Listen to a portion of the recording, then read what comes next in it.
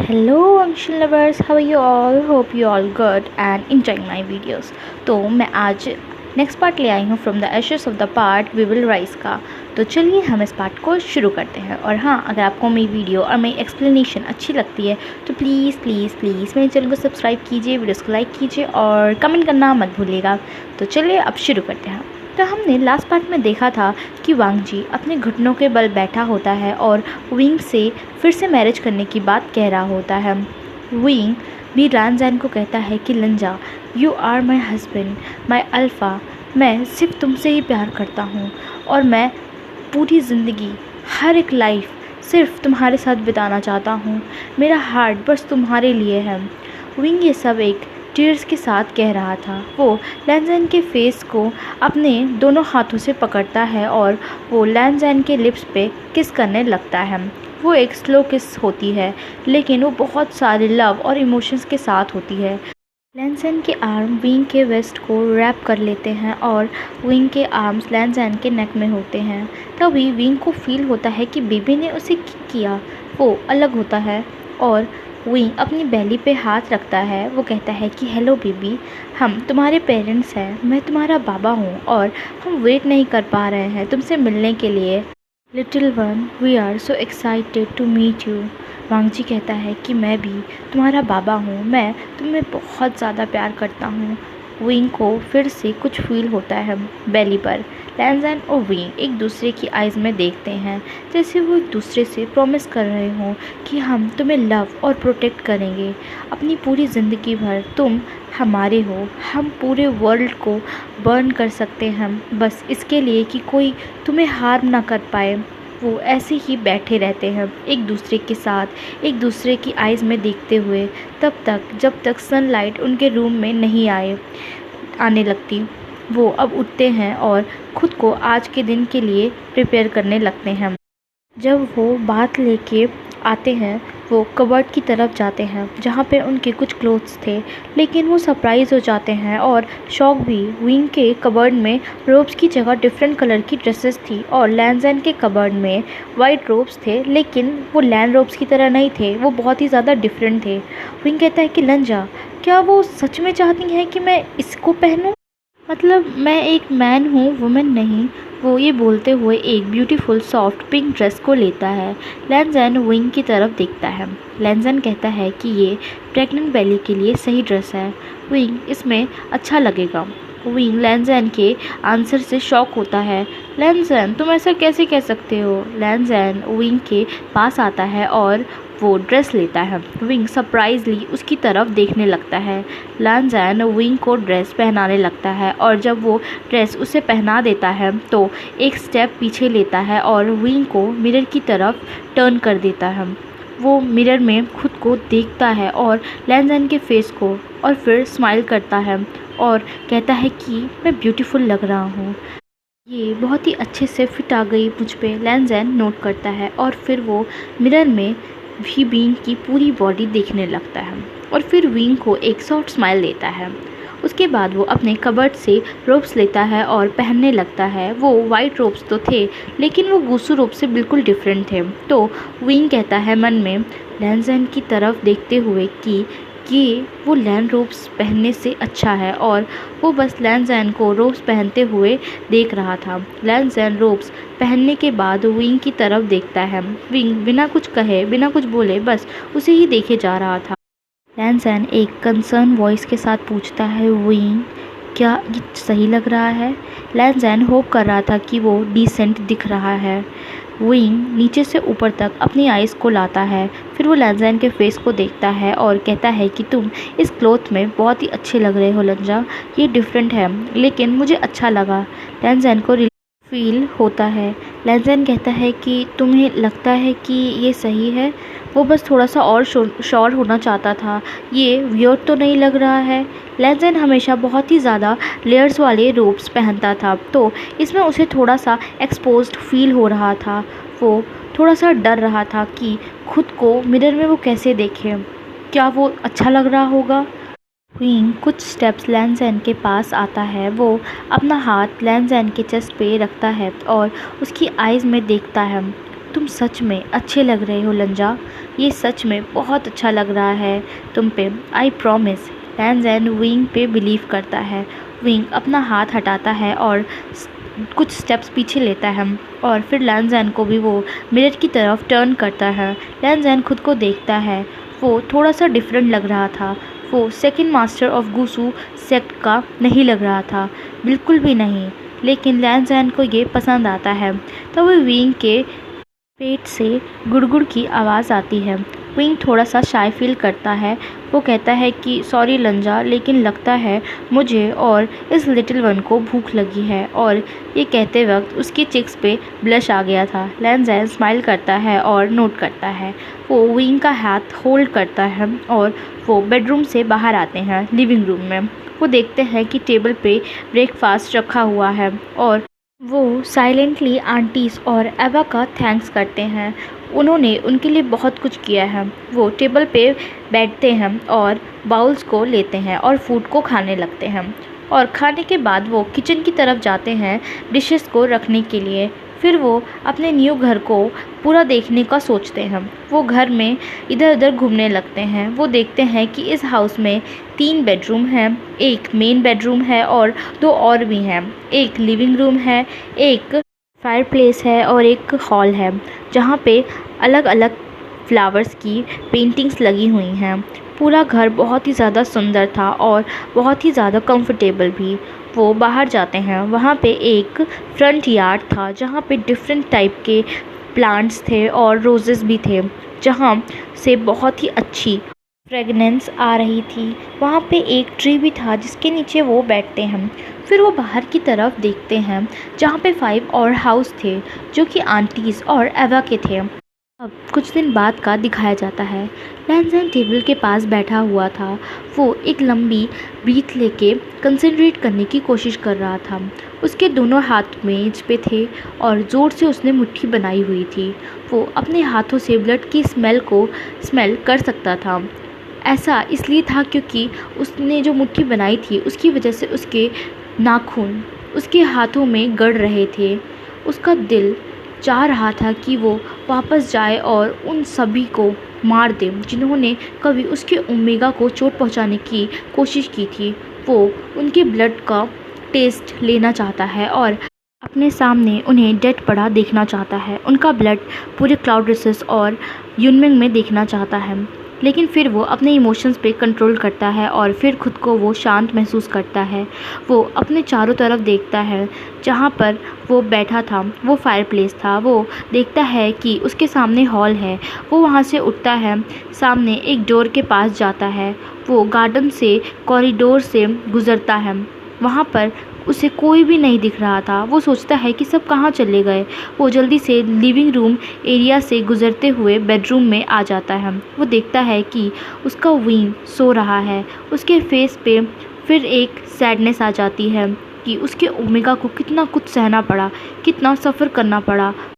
वो उस वक्त क्या ब्लाइंड था जो वो देख नहीं पाया कि उसके विंग के साथ वो क्या कर रहे थे। क्यों उन्होंने ऐसा क्यों किया, उन्होंने उसे टॉर्चर और हर्ट क्यों किया इस तरह से। लेकिन अब वो साथ है और विंग ठीक है और वो वैसे जी सकते हैं जैसे वो चाहते थे। वांग जी ने आज तक किसी और ओमेगा की तरफ ऐसे नहीं देखा जैसे उसने विंग को देखा। उसे विंग से उसी वक्त प्यार हो गया था जब उसने उसका वेल हटाया था वेडिंग नाइट के दिन। वो उसी वक्त उन आइज़ में खो गया था। वो उस वक्त नर्वस भी था और स्केयर्ड भी था। उस टाइम से ही उसे पता चल गया था कि वो किसी और को इस तरीके से नहीं देख सकता, नहीं सोच सकता और ना ही किसी और के लिए उसके अंदर डिज़ायर थे जैसे विंग के लिए उसने फील किए हैं। लेकिन उस वक्त उसे पता नहीं था कि क्या करें, वो क्या करना चाहिए, क्योंकि वो पहले से ही एक दूसरे को नहीं जानते थे। धीरे धीरे उनके अंदर फीलिंग्स ग्रो हुई, लेकिन वो फ्री तब भी नहीं थे पूरी तरह से वैसे लव करने के लिए जैसे वो चाहते थे। हमेशा वो वांग जी को नाइट हंट पे भेज देते थे और अगर जिस दिन वो नाइट हंट पे नहीं जाता था उसे उसके ब्रदर हमेशा उसे सेक्ट मैटर्स में हेल्प करने के लिए बोलते थे। बस वो विंग और लैंज़ैन को अलग रखना चाहते थे, एक दूसरे के पास नहीं आने देते थे। लेकिन अब वो साथ हैं। फिर विंग के बेड पे मूवमेंट देखता है। वो एक डीप ब्रीथ लेता है और बेड के पास जाता है, लेकिन वो बेड पे बैठता नहीं है, वहीं पे खड़ा होता है और विंग के आइज़ ओपन करने का वेट करता है। तभी उसकी आइज़ विंग के राउंड बेली पे जाता है। वो अपने हाथ को विंग के बेली पे रब करने लगता है, लविंगली, फुल ऑफ टीयर्स के साथ। लंजा, विंग कहता है अपनी आइज़ को खोलते हुए। वो एक दूसरे की आइज़ में देखते हैं। कुछ देर के लिए वो हैंड्स को हटाता है, फिर विंग की बेली से और स्ट्रेट खड़ा हो जाता है। विंग उसकी तरफ एक स्माइल करता है। लैंसन कहता है कि विंग, तुमने मुझे कुछ बताया क्यों नहीं, जैसे वो तुमसे बिहेव करते थे उस टाइम। मैं मानता हूँ कि हम हमेशा स्टार्टिंग से स्ट्रेंजर थे, लेकिन फिर भी वो विंग का हाथ अपने हाथ में लेता है। विंग पीछे बैठ के सहारे बैठता है। वो फिर नीचे देखने लगता है और फिर वो लैंसन जो हाथ पकड़ा था उसकी तरफ देखता है। लैंसन कहता है विंग से प्लीड करते हुए, प्लीज़ विंग, मुझसे बात करो। विंग कहता है कि मुझे नहीं पता था लंजा। एक दिन जिन गोंगयाओ जिंगशी में आया था और उसने कहा कि सब मेरी गलती है, मैं अच्छा नहीं हूँ, मैं लैंस को हायर देने के लायक नहीं हूँ। उसने कहा कि उसके पास पहले से ही तुम्हारे लिए एक परफेक्ट ओमेगा है और वो बस इस मैरिज के टूटने का वेट कर रहा है और मुझे यहाँ से बाहर निकालने का, उस स्ट्रीट पे वापस भेज देने का जहाँ से मैं बिलोंग करता हूँ। और मैंने उन सब का बिलीव कर लिया था कि तुम मुझे नहीं चाहते और मुझे वहाँ से निकालना चाहते हो या मुझे वहाँ से निकाल दिया जाएगा। लैंसन कहता है कि विंग, मैं ये नहीं कर सकता, मैं ये नहीं करता। तुम ये जानते हो ना, हमारी वेडिंग नाइट से ही मैंने तुम्हें अपना मेट बना लिया था, मान लिया था। विंग कहता है कि तब मुझे नहीं पता था लंजा कि हम सेपरेट रूम्स में सोते थे और वो लोग बस मुझे एक सर्वेंट की तरह ही ट्रीट करते थे। वो मुझे बस एक सर्वेंट ही समझते थे, एक लो ब्रीड जो कि सेकंड जेड की ओमेगा बनने के लायक ही नहीं था। मैं सिर्फ एक रीज़न की वजह से वहाँ पे था, वो था बस उन्हें हायर देना। मैं तुम्हारे ब्रदर को और अंकल को पहले पसंद करता था, लेकिन बाद में मुझे पता चल गया कि वो कैसे हैं। तुम्हारे ब्रदर और अंकल, उनका मेट, सब मेरे से हेट करते थे, मेरी डिसरिस्पेक्ट करते थे। वो बस वेट करते थे कि तुम कब क्लाउड रेसेस से जाओ और वो मुझे पनिश करें, जबकि मैं कुछ करता भी नहीं था। ये सब कहते हुए विंग के आइज़ से टीयर्स बहने लगते हैं और लैंसन के आइज़ से भी। लैंसन उसके हैंड्स को टाइटली प्रेस करता है और जताता है कि वो साथ है विंग के और वो हमेशा रहेगा। और तुम्हें पता है लंजा, जिन गोंगयाओ ने डिसिपल्स को ऑर्डर दिया था कि वो हमारी बनीस को मार दे, क्योंकि उसका कहना था कि मैं ब्यूटीफुल चीज़ों को देखना डिज़र्व नहीं करता, मैं उन ब्यूटीफुल बनीस को देखना डिज़र्व नहीं करता, मैं सिर्फ सफ़र करना डिज़र्व करता हूँ, मैं लैंड फैमिली का नहीं हूँ। वो मुझ पे चिल्लाता है और तुम्हारे अंकल और ब्रदर बस दूर से ये सब देखते रहते हैं। वो बनीस को मार देते हैं और फिर भी वो कुछ नहीं कहते। मैं उनसे हेल्प मांगने के लिए चिल्लाता था, लेकिन फिर भी उन्होंने उन डिसिपल्स को नहीं रोका, वो बस देखते रहे। फिर जिन गोंगयाओ ने मेरा हेयर्स को पकड़ा और ज़बरदस्ती उन बनीस को मारते हुए मुझे दिखाया, और तब भी उन्होंने कुछ भी नहीं बोला और उन्होंने हमारे सारे बनीस को मार दिया मेरे सामने। मैं कुछ नहीं कर पाया। विंग की वॉइस ड्रिफ्ट हो रही थी। ये सब बोलते हुए लैंसन का हार्ट पेन कर रहा था। वो विंग को अपने आर्म्स में लेता है और अपनी अल्फ़ा सेंट को रिलीज़ करता है विंग को काम करने के लिए। विंग कहता है कि लज्जा, कोई इतना हार्टलेस कैसे हो सकता है। विंग रोने लगता है। फिर विंग लैंसन के चेस्ट पे अपना सिर रखता है और उसके रोब्स को कस के पकड़ लेता है, जैसे कि उसे डर हो कि कहीं उसका अल्फ़ा कहीं डिसअपीयर ना हो जाए। लैंसन कहता है कि विंग, मुझे माफ़ कर दो, मैं उनसे तुम्हें बचा नहीं पाया था, लेकिन अब से बस मेरी एक ही फैमिली है, तुम और हमारा बेबी। वो कहता है, आई स्वेयर विंग, वो डर का रियल मतलब समझेंगे। जब मैं उनसे रिवेंज लूँगा, मैं उस सेक्ट को ख़त्म कर दूँगा। वो एक गुस्से वाली वॉइस के साथ ये सब बोल रहा था। विंग की बॉडी थोड़ी सी शिविर करने लगती है लैन ज़ेन की ऐसी वॉइस सुन के। लैन ज़ेन जेंटली विंग को अपने चेस्ट पर से हटाता है और वो विंग की टीयरी आइज़ में देखता है और कहता है, विंग, पहले मैं तुम्हें प्रोटेक्ट नहीं कर पाया, मुझे माफ़ कर दो। मैं तुम्हें प्रोटेक्ट करने में फ़ेल रहा हूँ। मेरी वजह से तुमने बहुत कुछ सफ़र किया है, पेन सहा है, ह्यूमिनेशन सहा है। मेरी वजह से तुमने स्माइल करना और लाफर और हैप्पीनेस सब खो दिया था, क्योंकि मैं वीक था। मैंने तुम्हारा स्टैंड नहीं लिया। लेकिन मैं प्रॉमिस करता हूँ, हर उस आंसू का, हर उस ब्लड ड्रॉप का, वो टाइम जब तुम उन नाइटमेयर्स की वजह से रात को सो नहीं पाते थे, तुम डरे रहते थे, मैं ये सब उनको भी फील कराऊंगा। वो भले ही ये सब गुस्से में बोल रहा था, लेकिन उसकी आंखों में विंग के लिए बहुत ही ज़्यादा केयर था, लव था। विंग कहता है, लंजा, मैं तुम्हें ब्लेम नहीं करता और तुम्हें भी नहीं करना चाहिए खुद को ब्लेम। मैं नहीं चाहता कि तुम खुद को ब्लेम करो। तुम तब वहाँ पे नहीं थे। उन्होंने जब ये सब किया था, ये सब उन्होंने प्लान बना के किया था। तुमने वो मेरे पास ही नहीं आने देना चाहते थे, इसलिए वो तुम्हें भेज दिया करते थे नाइट हंट पे। लैन ज़ेन, खुद को ब्लेम मत करो, गिल्टी फील मत करो। वो ये सब एक प्लीडिंग वॉइस में कह रहा था। लैन ज़ेन कहता है कि मैं खुद को ब्लेम कैसे ना करूं। विंग, मुझे पता था कि कुछ तो रॉन्ग है, लेकिन मैंने तुमसे कभी पूछा नहीं। मैं जिन गोंग्याओं पे कभी भी ट्रस्ट नहीं करता था, सेक्ट लीडर की मैरिज से पहले भी और मैरिज के बाद भी। मुझे नाइट हंट पे जाने के लिए मना करना चाहिए था। लैन ज़ेन विंग के फेस को अपने हाथों में होल्ड करता है। विंग कहता है कि लेकिन लंजा, मैं तुम्हें कभी भी ब्लेम नहीं कर सकता। लैन ज़ेन कहता है कि ओके विंग, अभी हमें बहुत कुछ करना है। अब हमें न्यू लाइफ स्टार्ट करनी है अपनी बेबी के साथ। आई प्रॉमिस कि मैं हमेशा तुम्हारे साथ रहूँगा। I will be your comfort, your home, your peace. मैं तुम्हारे आँखों में पेन, सौरों के आंसू नहीं आने दूँगा, खुशी के आंसू के अलावा। I love you Wing. मेरा हार्ट, मेरी सोल सब तुम्हारी है विंग।